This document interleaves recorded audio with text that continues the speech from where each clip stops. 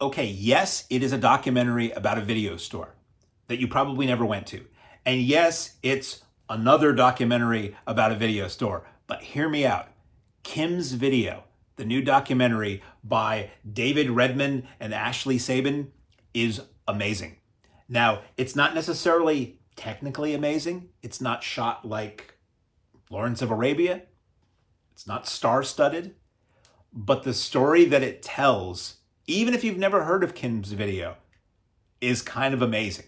Now, I'd always heard of Kim's Video. I grew up in the Northeast, and enough people, and I was, internet savvy in the 90s, so a lot of people were always talking about Kim's Video. Oh man, St. Mark's, you gotta go to St. Mark's, you gotta go to Kim's Video in New York. They've got everything, it's amazing. They stock bootlegs there, they stock super rare movies there. And it was a video store that I was just never gonna get to because I didn't live there and I didn't travel at that time to New York at all. Like most video stores, Kim's Video is long gone. But I don't want to get, do I want to give away? I'm not going to give away how this movie ends. The story behind Kim's Video is quite amazing. And what ultimately happened with the collection of Kim's Video is amazing. I'm not going to give it away, but I'll hint at it to tell you why you should see this documentary. This is currently in theaters. It is currently, I saw it at the Alamo Drafthouse, Lower Manhattan, also known as Alamo Drafthouse Liberty, which is incredibly significant if you watch this movie and you know what happened with the end story of Kim's Video.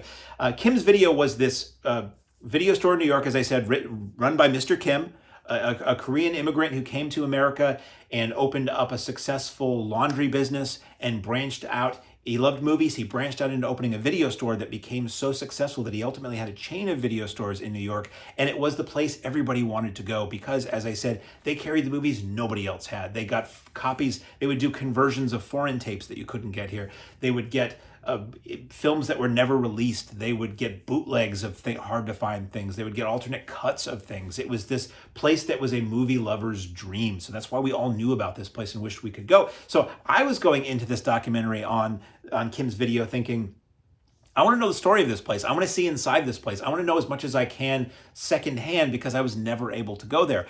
And the film threw me for a loop because it starts off sort of with the personal growing up and movie loving of director David Redmon. And I'm like, oh God, it's not going to be another one of these documentaries. Something happened post Michael Moore where so many documentaries are me, and the camera is pointed at the person who's making the documentary as much as it is at the subject of the documentary. And half the time it's more about them than what the documentary is ultimately about. And I'm not a fan of that style.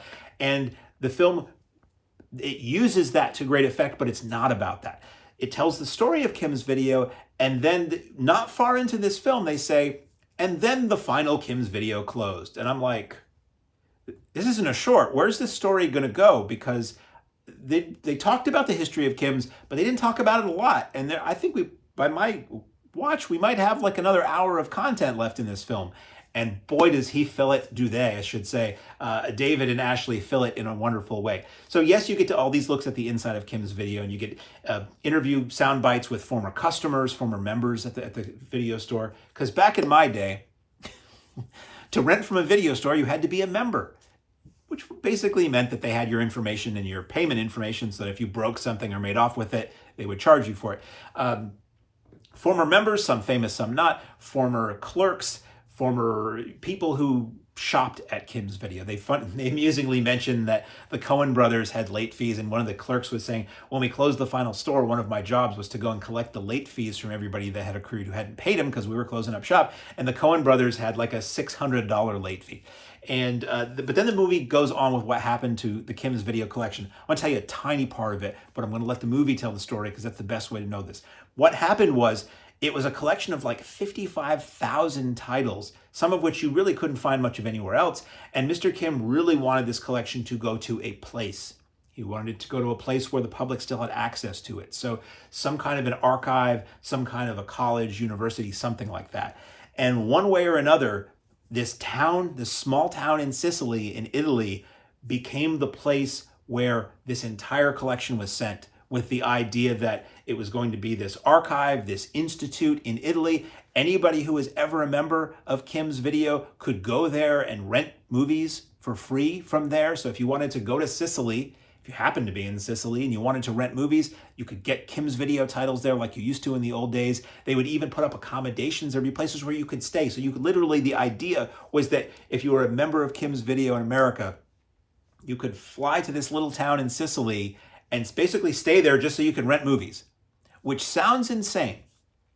But I will say I was a party to doing something a little bit like that not that long ago. So anyway, so the documentary goes from there, and the filmmaker goes to this town in Sicily to say, I want to see this. I want to see what happened to it because I haven't heard anything since that stuff went over there. I really haven't heard much. And as a former member, I have access to it. So let's go find out.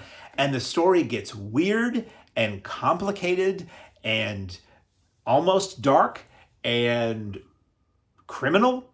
And wow, I had no idea. I knew kind of what happened with the Kim's Video story, but there's a lot in here that I never knew. And it was pretty amazing. So if you love video stores, if you love film history, if you like quirky documentaries, and moreover, if you just like a good story that has a lot of twists and turns, Kim's Video. See it in the theater if you can. It'll certainly, like everything, live its life on home video. I'm certainly going to buy this when it comes out on Blu-ray. Hopefully I'll get a copy. I can review it and tell you what the extras are like, but it's really good. So available now in theaters, Kim's Video.